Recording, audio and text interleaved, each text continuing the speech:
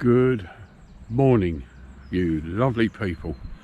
Well, at last we've got a day with no rain, but the rivers are going through like an express train, and as I said in my little short yesterday, we'll have a crack, see if we can get some perch, but we're going to get some fish anyway. It's a lovely morning. We've had a bit of a frost. The grass behind me, my goodness me, it's almost like walking through a lake. It's full of water. Let me show you the swim, and I'm going to show you how to set up a float in the winter, but I'm still using 6-pound line. It always pays to fish a bit lighter in the winter, but there's a lot of carp in here, so, and the fish are not shy anyway. So let's have a look at, straighten this up. So we're going to fish near enough, pretty close to those reeds, because there are some nice perch in here, as I said yesterday, but we'll have a few bends in the rods and we're going to have some fun. So yeah, let me get the gear set up to a degree, and then I'm going to switch on my GoPro around my waist, and we'll get this float set up and ready. I've got maggots with me and meat, basically. I have got hemp and ground bait. I don't think I'm going to use ground bait, to be honest, at the moment. But what a glorious morning, and welcome to Fishing with Clive. Right, I'll be right back, so don't go away. Right guys, when you're just starting your day's fishing, and especially if you're a beginner, make sure that you're well organised. Landing net is already set up, because I've known people to cast out, hook a decent fish first cast, it doesn't always happen, and find they haven't got a landing net set up, and that could be a big problem. I've got a catapult here. Everything I've got is really, you know, nice and simple. I've got my weights down here, the scourges, 2 different types, and the one plummet, which is really important. But what I'm going to start with, and again it's very easy, I'll show you exactly what I'm going to do if I can sort my line out. A bit of a tangle up here, not too bad. Oh, it's come out. Okay, right, so here's what I'm going to do. I don't have to do this, but in the winter it pays to fish as light as you possibly can. Now some waters, obviously it pays to fish lighter more than it does others, but this water, the fish are generally not very they're not very shy about hooks or anything like that. Let's just get this line sorted out. Do a quick cast here. I haven't used this rod for a little while, so just bear with me a second while that's better. Right, let's bring this in. I'll show you what I'm going to do.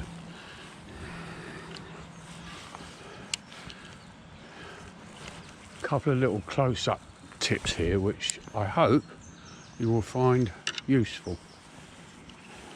Got on one of those branches up above me. This swim is the first one I fished when I started my YouTube channel, which was the year before last. Got a few branches up there and a bit of overhanging line, so I'm going to have to be a little bit careful here, which I remember now. Anyway, right, okay, so here's what we're going to do. The float itself, and this is really useful, really useful.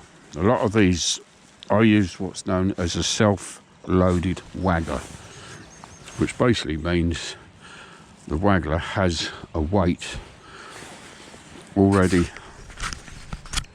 attached to the float. See the weight there? So this is known as a loaded waggler.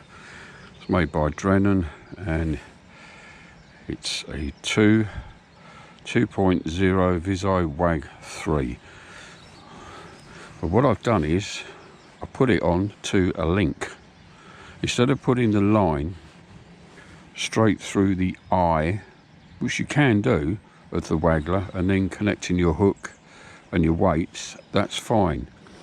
But if you want to change the float quickly, you're going to have to take the hook off and the weights, and you're going to have to slide the float off your line and put another one on. With this, as you can see, I hope you can see that. You see that? There's a little link, and all you do, you just push that link out like so, and that's better. And you can take the float straight off and put on another float. But this float, actually, I was going to change it, but this is fine. This is fine. I really like this float, actually, and there's a particular reason I like this float, and I'll show you when I get the float back on. Because I brought a rag today, but I didn't bring my reading glasses. So, click that back in. That's done. The float's on. These, and the only thing with self-loaded wagglers, you can't really add any extra weights either side of it. Because it's self-loaded, it will tend to pull the float down. So what I've got here, these are called float stops. You can buy them in a packet like this. You see those? Waggler attachments, and they're brilliant. Basically, all you do with these, let me show you rather than just in the packet, so you can actually, it's easy to show you like that, but then you might, if you're beginning to fish, you might look at it and think, well, okay, but how do they work? Easy, very easy. All you do with these is, you get your fishing line, you thread the end of the line through there and hold the two bits of line together, and then these just slide off over your line like so.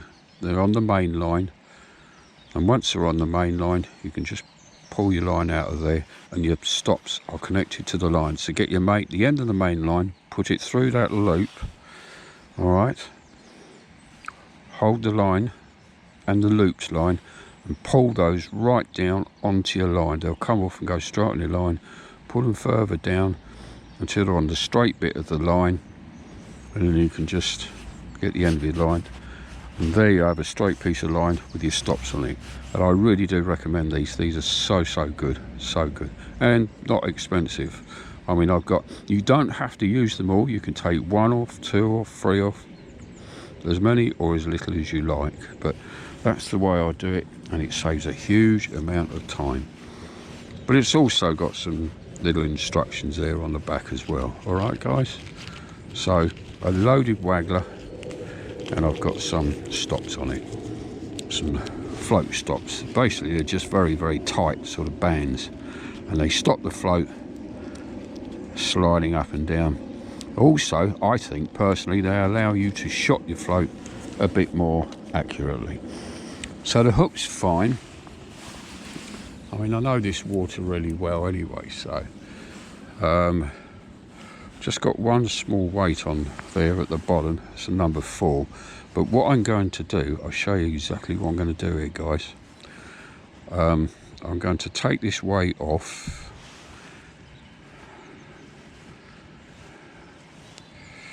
Somehow.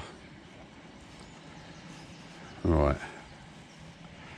Let's get that weight off. Now, you don't have to do what I'm going to do, but I personally would recommend it, and I'll show you why.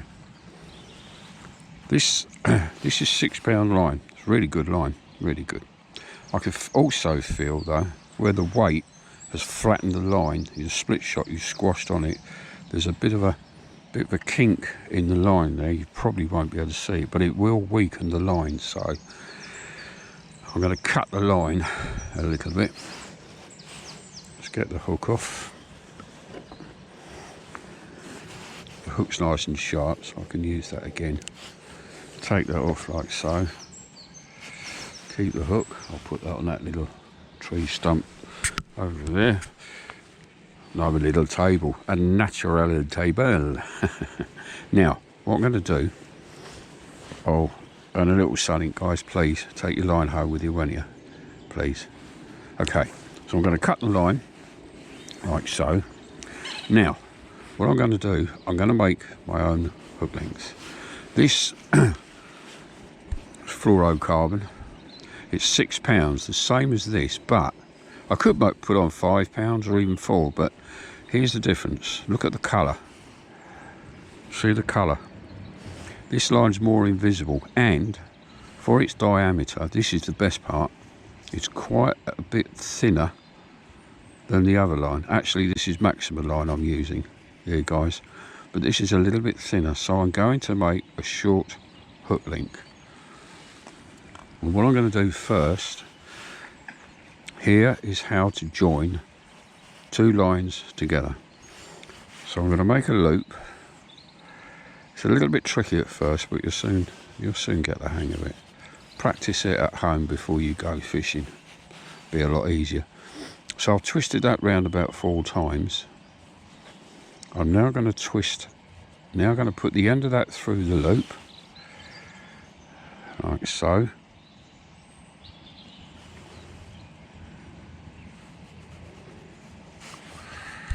So I've got the end of that through the loop, and I'm going to put the end of it through the top loop, but I'm not going to tighten it right up yet, because this will connect to the other line, like so.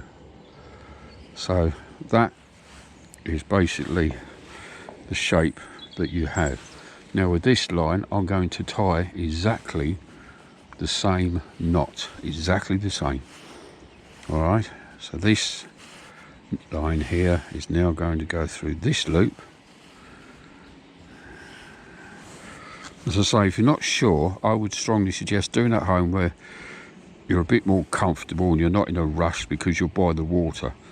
Your brain is saying, oh, let's get fishing, let's get fishing. Do this at home first a few times, and when you go fishing, it'll be much easier. So I'm going to do the same again. Wrap this around a few times, 4 or 5 times. Get the end of the line and thread it through the loop, like so. So now I've got that. And this end of the line, do exactly the same knot as you did before, and put this end through the top loop, like so. Just get hold of that loop, hold of that end, and gently pull together. Give it a bit of a lick and just pull the two together, and they'll slide together nicely, like so. Now those knots, they're called double grinner knots. I also use these knots when the line is £6 or over, because if you use what's known as a single grinner, so you put the line through the bottom loop only and not the top one, it has a way of slipping, and you don't want that. And there you are, and that knot, I'll guarantee you, is as strong as anything. It will not break. The only way this line's break is if you get smashed up by a fish. I have never had this knot slip or break on me ever. Knots obviously are really important. I mean, if you get a brand new car and the brakes are not very good, doesn't mean much. So your fishing knots are, and your line, don't underestimate your line. Make sure your line's good, otherwise you could have a really spoilt day, and you don't want that. That's not a ropes this time. This is a rudd. See, look at the colour of the fins. They're much more red than a roach. Also, take that out. The bottom lip normally comes up over the top lip, but that is a rudd. Gorgeous, lovely little fish. I just cast out, and the rod, this fish is definitely a carp, but it must have taken it on the drop because his rod just shot round. Literally just cast out, the tip of the rod just got pulled. Wow.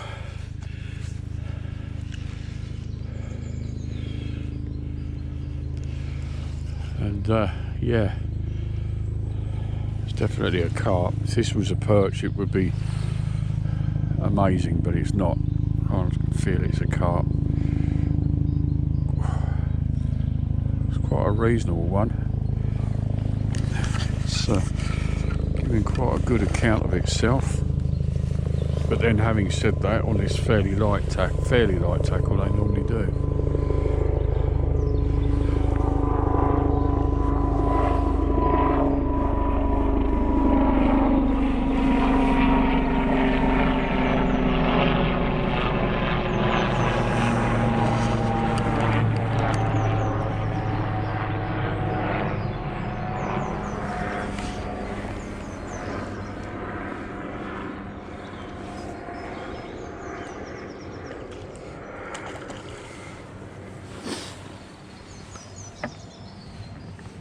There's a nice little scrapper.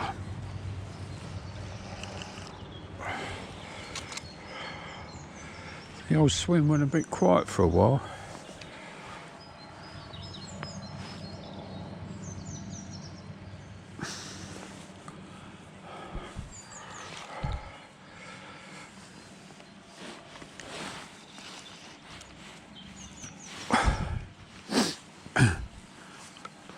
Another little common. Couple of pounds, a bit bigger than the other two. I'll take it, and I bet you two would, guys. It's the first one I caught since this morning.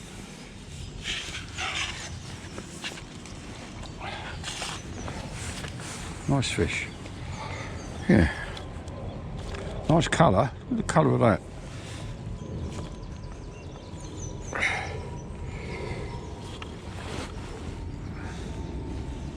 I think the hook's come out. No, it hasn't. Let's see where it is.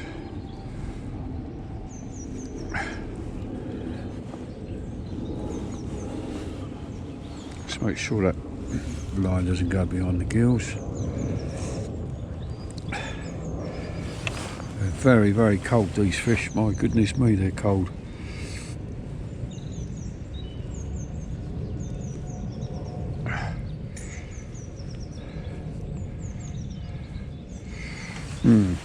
I have to get the scourger in that to get that out.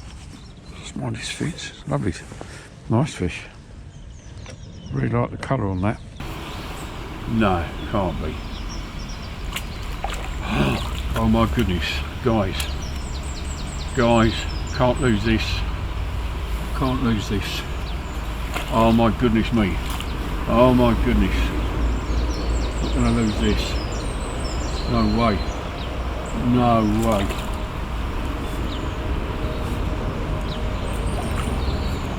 No way. Get in that net. We've done it. A nice big perch. I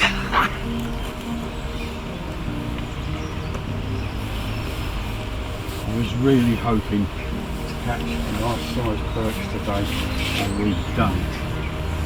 Whatever other fish we get now is a complete and utter bonus. And here's a nice perch. Oh my goodness, it's a cracking fish.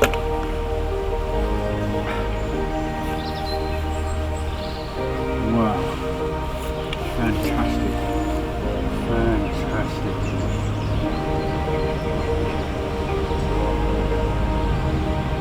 Absolutely fantastic.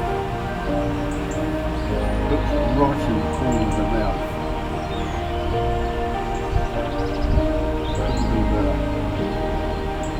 Hooks out, and what a fantastic perch. Look at that. Isn't that for on crop? What a stunning fish. Probably a pound, even a pound.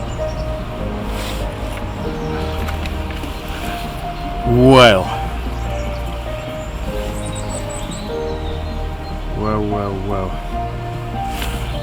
here we go. That is a stunner.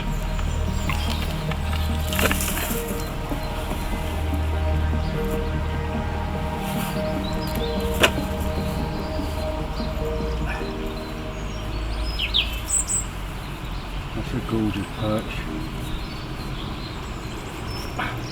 I can just, oh, come on, keep still, mate. Keep still.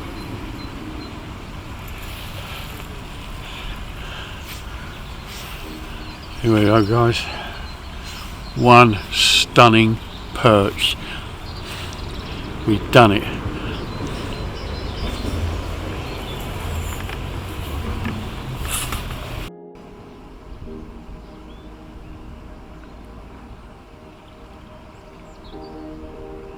You see how that antenna float's dotted right down. Can pull it down more, but because of that, oh, there's a little bite, you see. But it's quite a fairly thin top. They are thinner, but that little yellow, I normally dot it right down to that black line under the red at the top. And any lift bite, when that goes up, there's a black part underneath the water. I can see clearly the lift bites. These floats are ideal for this.